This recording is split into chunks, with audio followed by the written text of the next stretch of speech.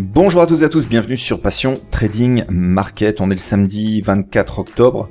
On va faire une analyse hebdomadaire des marchés, voir un peu ce qui s'est passé cette semaine. On va faire un tour de l'actualité. Et ensuite, on regardera dans le détail les graphiques du CAC, du DAX, du SP500, du Dow Jones et du Nasdaq. Alors, on a toujours beaucoup d'informations, des contre-informations. La dernière en date, c'est concernant le vaccin. C'est Trump qui annonce maintenant un vaccin dans les prochaines semaines.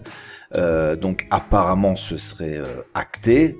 En tout cas, en bonne disposition. Et en plus, voilà, il avait l'air confiant. Donc on a ça dans la balance. De l'autre côté, on a quand même eu 2 tests qui ont été arrêtés pour cause de décès de participants.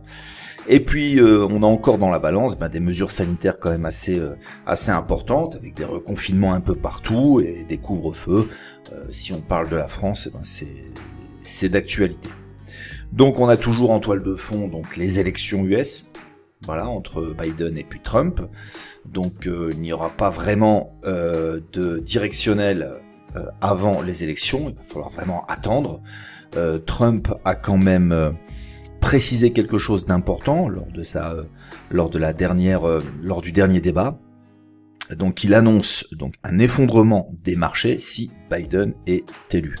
Bon, là c'est de la fiction, on n'en sait strictement rien.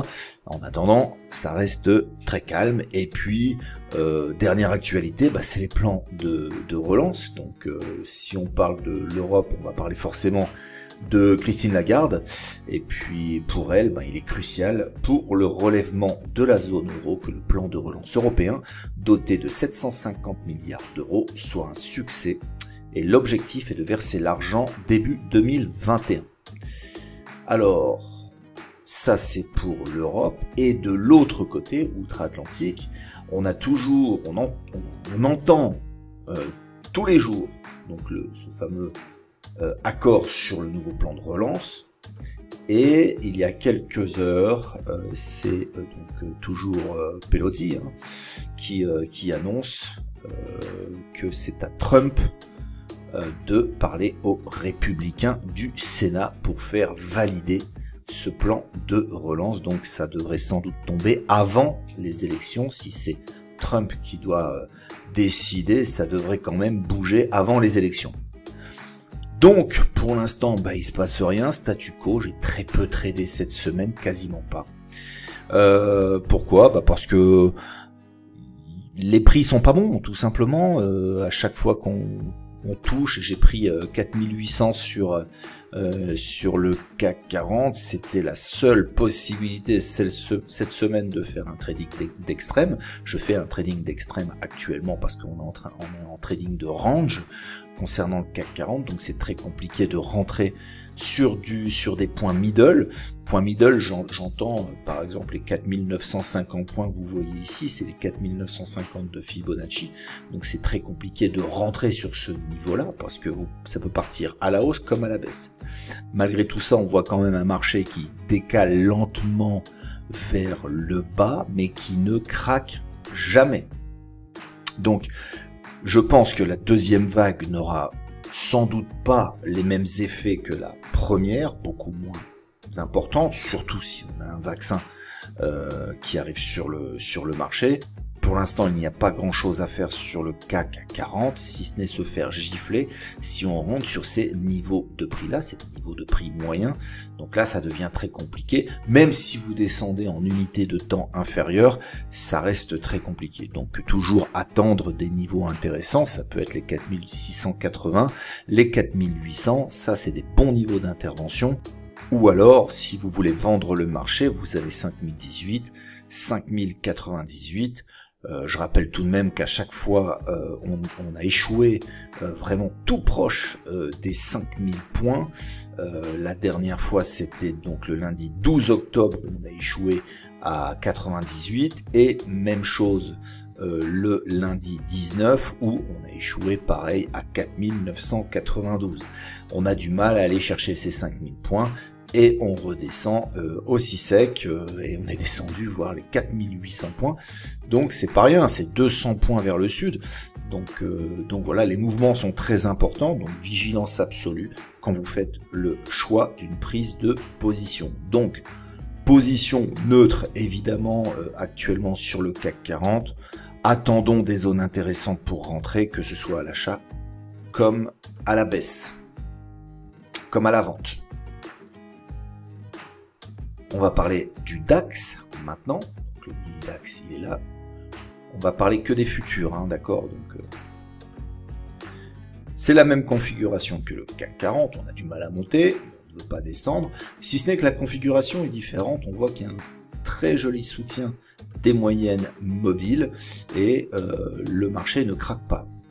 Il est neutre, on a du mal à passer au-dessus des moyennes mobiles courtes, on est au-dessus des moyennes mobiles longues, on est au-dessus des 12 440 points, donc c'est très bien orienté, mais il y a toujours cette alerte que si on casse à la baisse, on pourrait accélérer beaucoup plus en profondeur et venir chercher les 11 585, donc vigilance absolue, ça reste haussier, on est quand même à 10% des plus hauts, plus de 1200 points.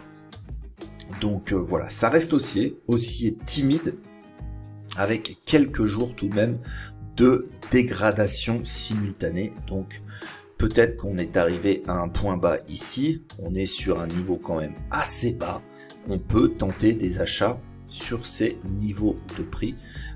Maintenant, attention, ce ne sont pas des conseils en investissement, mais le DAX répond un petit peu mieux, un petit peu plus que le CAC 40 qui lui est embourbé et ne progresse pas depuis le mois de juin. Donc le DAX un peu meilleur. On va passer maintenant aux indices US, on va parler du SP500. Bien orienté le SP500, on voit que on vient de repartir à la hausse, on est toujours en territoire négatif concernant les indicateurs, donc attention à un retournement potentiel, mais n'empêche que les moyennes mobiles courtes tiennent très bien le marché. Ça c'est la moyenne mobile à 20 périodes, et on voit qu'il n'y a pas de craquage ici, ça tient, et le marché a décidé de rebondir, et c'est tant mieux. 3438 points, on verra comment va se passer le début de semaine prochaine, et est-ce qu'on va avoir des bonnes nouvelles. Ce serait très bien concernant les chiffres du Covid, ça aussi ça peut être intéressant à contrôler. Sur le site internet, vous avez le live en permanence des chiffres du Covid. Et puis, lundi 16h, vous pourrez vous connecter donc sur le site et vous aurez un live de trading. De toute façon, vous aurez mon écran avec toutes les cotations actions de Pro Real Time sur le site internet, et ça vous l'avez en permanence pendant toute la journée.